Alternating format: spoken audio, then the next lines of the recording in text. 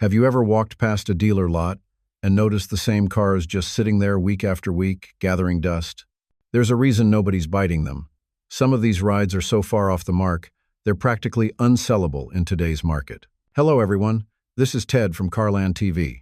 It's time to hop in the front seat because today, we're taking a closer look at the worst-selling cars in America right now and why folks like you and me just ain't buying them. Before I start, I would really appreciate it if you would push those buttons below. The subscribe button, the notification bell, all of them. This is not necessary, but those little clicks help a brother out. Plus, it pushes me to give you more valuable car-related content on your screen. Now, buckle up, and let's get back to the video. 1. Mazda MX-30. You know a car's in trouble when you ask a Mazda salesperson about it, and they just shake their head. The MX-30 was supposed to be Mazda's big leap into the EV world, but it launched with one massive red flag: a driving range of only 100 miles.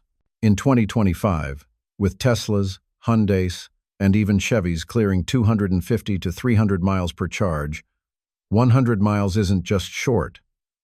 It's unlivable for most folks outside a city grid.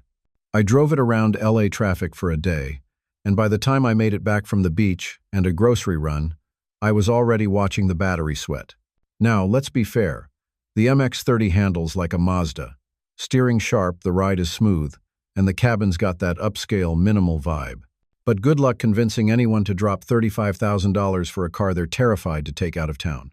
Plus, it only charges at 50 kilowatt DC fast chargers, which means longer waiting times, while competitors are sipping 150 kilowatt or more.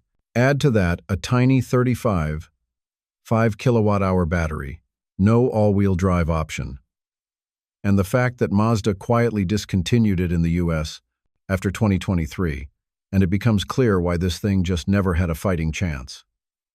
I've seen more sitting in back lots with spiderwebs than out on the road. Let's keep it rolling, because the next truck on this list had all the muscle but none of the market love. 2. Nissan Titan. I've always had a soft spot for big, brawny pickups, but even among truck lovers, the Nissan Titan barely gets a mention anymore, and when it does, it's usually followed by a sigh. I swung by a few Nissan dealers in the Midwest recently, and the Titans were just sitting there, lined up like unsold fireworks after the 4th of July. There's no mystery here. Buyers just aren't pulling the trigger. The Titan's 5.6-liter Endurance V8 puts down a solid 400 horsepower, and to be fair, it's a reliable workhorse. But in today's truck world, that's not enough. Ford's F-150 has gone hybrid. Ram's interior feels like a luxury SUV. Chevy's Silverado and GMC's Sierra are constantly updating their tech and features. Meanwhile, the Titan has been riding on basically the same bones since 2016. Nissan threw in a few updates here and there, but they weren't enough to compete. No diesel, no hybrid. No innovative trailering tech or mobile office setups. Just the same V8 and a 9-speed auto doing the same old song and dance. Then came the death blow. Nissan confirmed that the Titan is officially being discontinued after the 2024 model year. That killed resale value overnight. If you're a contractor or tradesman, that matters. You want something with dealer support and long-term viability. The Titan just doesn't bring that anymore. Buyers know it, and they're staying far away. Up next, let's talk about a car that still looks cool, but lives in a market that left it behind years ago. 3. Chrysler 300. Every time I slide behind the wheel of a Chrysler 300, I feel like I just walked onto the set of a 2010 rap video. Big body, bold grille, and that unmistakable rear-drive presence. It still has presence. But man, that's where the story ends. The market has moved on, and the 300 didn't bother keeping up. The 300 is riding on a platform that dates back to the mid-2000s, shared with the old Mercedes E-Class. It's been mildly refreshed here and there, but nothing major has changed in over a decade. The base model still uses the same 3.6-liter Pentastar V6, pushing out 292 horsepower. You want more grunt? Sure, there's a Hemi V8-inch, the 300S or the limited-run 300C, but those are unicorns. And you're paying luxury money for ancient tech and outdated safety features. And don't get me started on the infotainment. Uconnect used to be class-leading, but now it's borderline primitive compared to what Ford, Hyundai, and even Chevy are packing. But here's the biggest killer. It's a full-size sedan in a world that only wants crossovers and trucks. FCA knows it too. They already pulled the plug on the 300 after the 2023 model year, with just a trickle of leftovers still floating around. You walk onto a Chrysler lot today, and those 302nd are just sitting in the back row, practically forgotten. Now, if you think that's bad, wait till you hear about the next one. It's a futuristic fuel cell sedan that you literally can't refuel in most states. 4. Toyota Mirai. Have you ever seen a car that feels like it came from the future but somehow got left behind by the present? That's the Toyota Mirai in a nutshell. On paper, it's slick. Rear-wheel drive, whisper-quiet operation, and the kind of interior that feels more Lexus than Toyota. But none of that matters when you've got nowhere to fill it up. Literally. The Mirai runs on compressed hydrogen fuel cells, which in theory is pretty cool. You get fast refueling, long range, about 400 miles, and it only emits water vapor. But here's the problem. Outside of California, hydrogen stations are basically non-existent, and even in California, the infrastructure is falling apart. Stations are down for maintenance, hydrogen supply is spotty, and drivers often wait in line just to find out they're out of fuel. It's like EV charging in 2012, but worse, because there's no home fueling option. I've driven the Mirai before. It's genuinely smooth, nearly silent, and surprisingly refined. But the anxiety of finding a working hydrogen pump takes all the joy out of it. Even with Toyota tossing in $15,000 worth of free hydrogen fuel credits, buyers still aren't biting. And the resale value? It's painful. Most used Mirai drop like a stone the minute you drive them off the lot. Toyota meant well, but the tech is way ahead of its time, and the infrastructure just isn't ready. Coming up next, we're diving into a car that used to be the go-to rental fleet king, but now can't even move off showroom floors. 5. Chevrolet Malibu. The Chevy Malibu used to be everywhere. Fleets loved it, Middle America bought it, and it was GM's answer to the Camry and Accord. But now, it's just hanging on by a thread while the rest of the segment packs it in or moves up market. I stopped by a Chevrolet dealer in Indiana recently, and there were 6 brand new Malibus lined up under the summer sun. No foot traffic, no interest, no movement. Let's lay it out. The current gen Malibu dropped in 2016, and it hasn't had a meaningful update since. The 2025 model is still running that 1.5-liter turbo 4-cylinder making 163 horsepower, mated to a CVT. No hybrid variant. No all-wheel drive. No real reason to pick this over a crossover unless you just want a lower seating position.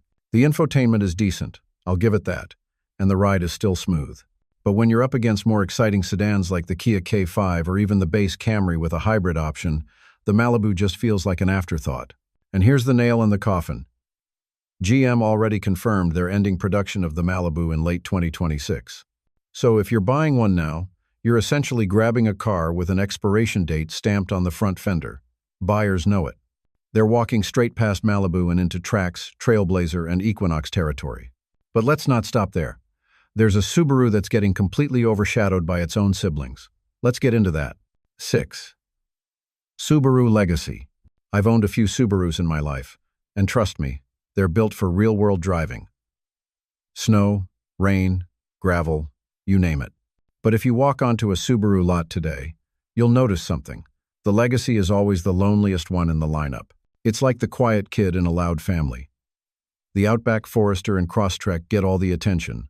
Meanwhile, the Legacy's parked off to the side, just waiting for someone to remember it exists. Now that's not because it's a bad car. It's actually a solid mid-size sedan. Standard all-wheel drive, a smooth ride, and some of the best safety tech in the segment thanks to Subaru's EyeSight system. But here's the kicker in the balls. It's just not compelling anymore. The base engine, a 2.5-liter Boxer 4, puts out 182 horsepower, and even the upgraded turbocharged XT trims don't spark much buzz. The styling's conservative, the interior's functional but not exciting, and it still feels like a car designed for 2019. But the biggest problem is that crossovers definitely killed it. The Outback is built on the same platform, has nearly identical interior space, and adds extra ground clearance and rugged styling. For the average Subaru buyer, that's game over for the Legacy. Sales reflect that too. It's been trending downward for years. and there's talk that it may not survive past this generation. And just when you think it can't get worse, let's look at a once popular compact crossover that's now aging out with no fanfare or future. 7. Buick Encore. Walk into any Buick showroom, and you'll see it right away. Off in the corner, next to the fresh-looking Encore GX and the new Envista, sits the original Buick Encore, outdated, undersized, and totally out of place. I drove one of these for a week a couple of years back, and even then, it felt like it belonged in 2014. In 2025, it's basically a leftover that nobody wants to claim. Let me explain the issue. The Encore was originally a rebadged Opel Mokka, brought over from Europe when GM still had stakes in Opel. It launched in 2013 and saw decent sales for a while, especially among older buyers and city commuters who liked its compact size and quiet ride. But time caught up fast. The Encore never really evolved. It stuck with the same 155 horsepower 1.4-liter turbo engine, lacked modern safety features unless you climbed up the trim ladder, and the interior tech quickly fell behind the curve. Small screen, plasticky trim, dated controls, it just doesn't cut it anymore. Buick officially discontinued the Encore after 2022, but some dealers still have 2023 models hanging around. And even then, customers are walking right past it to the Encore GX, which is better in every way. Roomier, sharper styling, newer tech, better powertrain. There's just no argument left for the original Encore.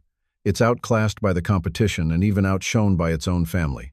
Now, let's shift gears to a brand that's all about charm and character, but when it comes to sales, this next quirky wagon couldn't outrun the SUV wave.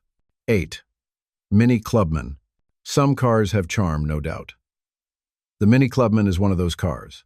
It's got that split rear barn door, quirky toggle switches inside, and a funky personality that feels like a throwback to British motoring, but dressed in German engineering. But charm alone doesn't sell cars, and the Clubman just couldn't find a steady home in today's SUV-saturated world. Here's what we're dealing with. The Clubman was Mini's attempt at building a slightly bigger, more practical Cooper. It rode on a longer wheelbase, had legit rear seat space, and decent cargo room. You could even get it with all-wheel drive, and the John Cooper Works trim packed 301 horsepower, which is a rocket, honestly. But that version came with a price tag pushing $50,000. And now we're in compact luxury SUV territory. Most buyers just couldn't justify it. You're spending premium dollars for a wagon when you could get a Volvo XC40, BMW X1, or even an Audi Q3 for the same money, with better tech and utility. Then there's the rear doors. Cool in theory, but they open like a pantry cabinet and are terrible in tight parking spots. Add in mediocre fuel economy, a firm ride that gets old on daily commutes, and limited dealership service locations compared to mainstream brands, and it's no wonder Mini pulled the plug. Yep, the Clubman officially ends production after 2024. What's left on lots now are the final units, and they're moving slow.